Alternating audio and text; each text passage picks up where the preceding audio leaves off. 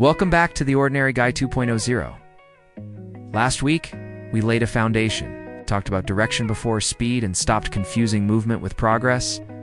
We talked about responsibility as strength and stopped running from weight, choosing instead to carry it well. We talked about silence before noise and learned to guard our minds before the world shaped them. That was morning work. That was preparation. That was alignment. But this week, we shift. This week, ISNT, about how you start your day. It's about how you end it. Morning devotionals prepare you for impact. Evening devotionals prepare you for reflection. They're quieter, less ambition, more examination.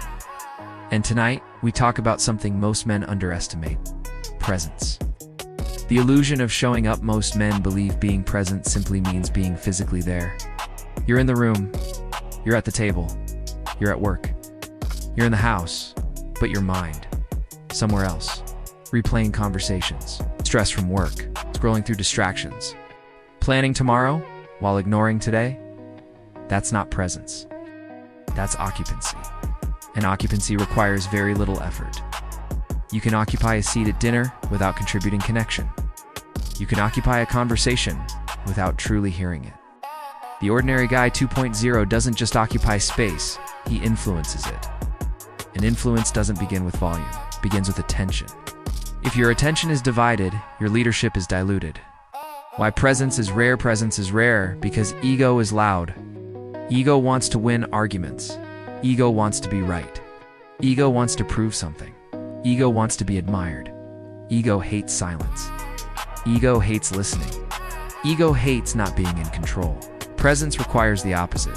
It requires listening without preparing your rebuttal, slowing down when everything feels urgent, letting someone else speak without interrupting, sitting in silence without needing to fill it. That's harder. Presence forces you to confront your impatience, your need to fix, and your discomfort with stillness. But here's the truth. People don't feel your strength through your words, they feel it through your attention. When you give someone your full attention, you communicate value. You divide your attention, you communicate hierarchy. Where you lose presence, let's be honest tonight. Where did you check out today? Was it during a conversation? When your child tried to tell you something that seemed small to you but mattered deeply to them? When your spouse spoke and you half listened while mentally drafting your response? When someone needed encouragement but you were distracted? The Ordinary Guy 2.0 isn't perfect, but he audits himself, not with shame, but with ownership. He understands that presence builds trust faster than performance ever will. You can provide financially and still be absent emotionally. You can complete tasks and still miss connection.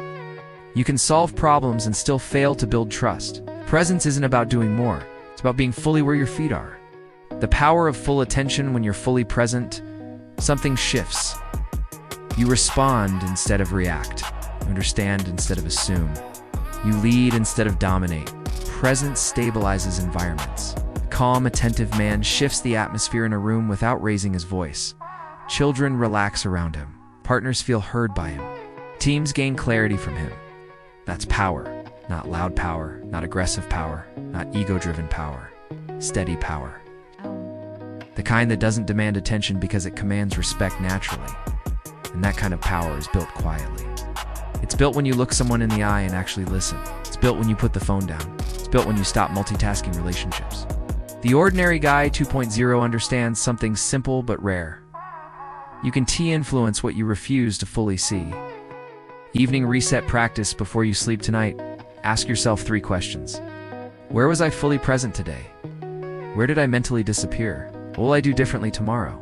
No guilt, no self-condemnation, just awareness. Because awareness creates growth. Growth doesn't always require dramatic change. Sometimes it requires a subtle shift in attention.